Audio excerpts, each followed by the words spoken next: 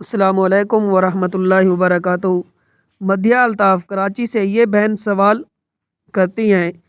کہ جس خواتین کے مخصوص ایام چل رہے ہوں تو وہ شب برات کی عبادت کیسے کریں، یعنی جس عورت کے حیض و نفاس کے ایام چل رہے ہوں تو وہ عورت شب برات میں کیسے عبادت کریں، پلیز اس بارے میں رہنمائی ضرور کر دیں۔ بہن نے بہت ہی اچھا سوال پوچھا ہے۔ دیکھیں، شب برات یہ بہت ہی رحمتوں اور برکتوں بھری رات ہے۔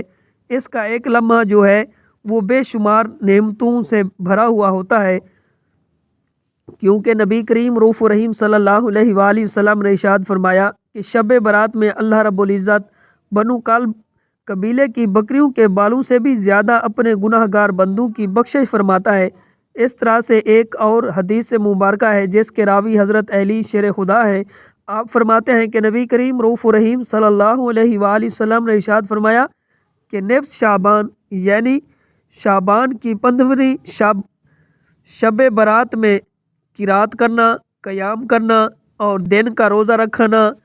کیونکہ یہ وہ رحمتوں والی رات ہے جس میں غروب آفتاب سے لے کر طلوع فجر تک اللہ کریم اپنی شان شیان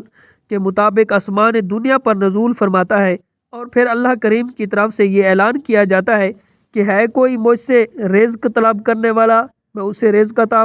کر دوں، ہے کوئی مجھ سے اولاد کی خواہش رکھنے والا، میں اسے اولاد کی نعمت سے مالا مال کر دوں، ہے کوئی اپنے گناہوں سے بخشش چاہنے والا، میں اس کے گناہوں کی بخشش فرما دوں، کوئی اپنی پریشانی، تکلیف، دکھ، بیماری سے چھٹکارا طلب کرنے والا، میں اسے ان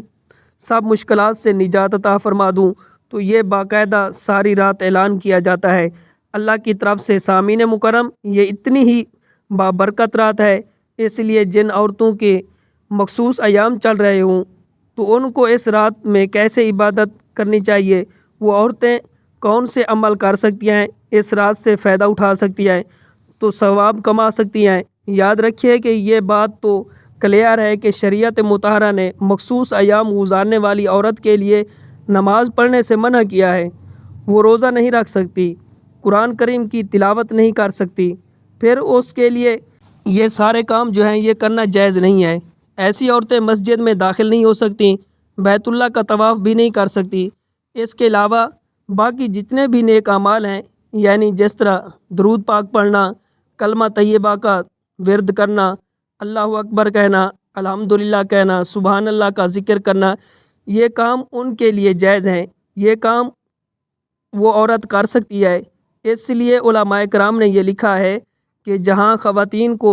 مخصوص ایام میں شریعت مطہرہ نے نماز پڑھنے، روزہ رکھنے اور قرآن کی تلاوت کرنے سے منع فرمایا ہے، وہاں پر وہ دیگر نیک اعمال کر کے اپنے نامہ اعمال میں اضافہ کر سکتی ہیں۔ اس لیے اس رات میں خواتین کو چاہیے کہ وہ کثرت سے درود پاک پڑھیں،